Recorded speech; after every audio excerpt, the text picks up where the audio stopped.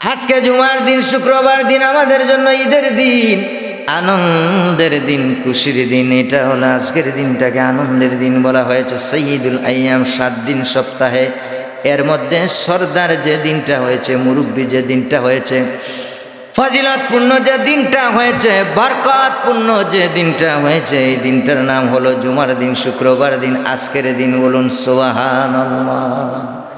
আপনি আমি উমরা করি, হজে যাই, আমরা গ্যারান্টি দিতে পারবো না আমাদের হজ কবুল হইল কিনা।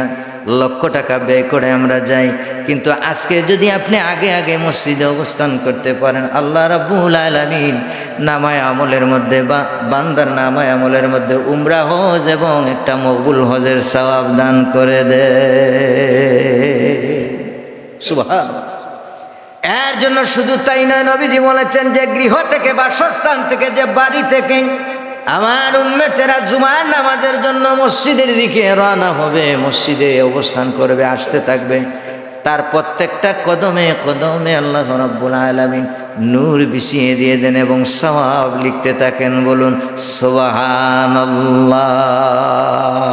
ফেরেশতারা নূরের গালিচা বিছানা বিছিয়ে দেয়, আর ওই গালিচার উপর দিয়ে, বিছানার উপর দিয়ে আপনি হেঁটে হেঁটে মসজিদে আগমন করলে এই পরিমাণের সওয়াব আপনার আমার নাময় আমলের মধ্যে দান করবেন আল্লাহ রাব্বুল আলামিন। বলুন সুবহানাল্লাহ। আল্লাহ পাক যদি কাউকে কোনো কিছু দিতে চান, আল্লাহ রাব্বুল আলামিন যদি কাউকে কোনো কিছু দান করেন, তাইলে তার কমতি হবে না।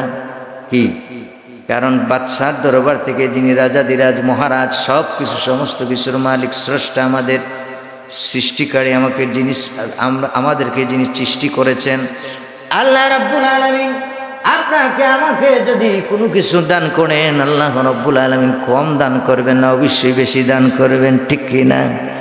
এবং শুধু তাই নয়, আল্লাহ রাব্বুল আলামিন অসংখ্য অগণিত ফেরেশতাদেরকে সাক্ষী রেখে রেখে বান্দাদেরকে আল্লাহ রাব্বুল আলামিন মাফ করে দেন। এর জন্য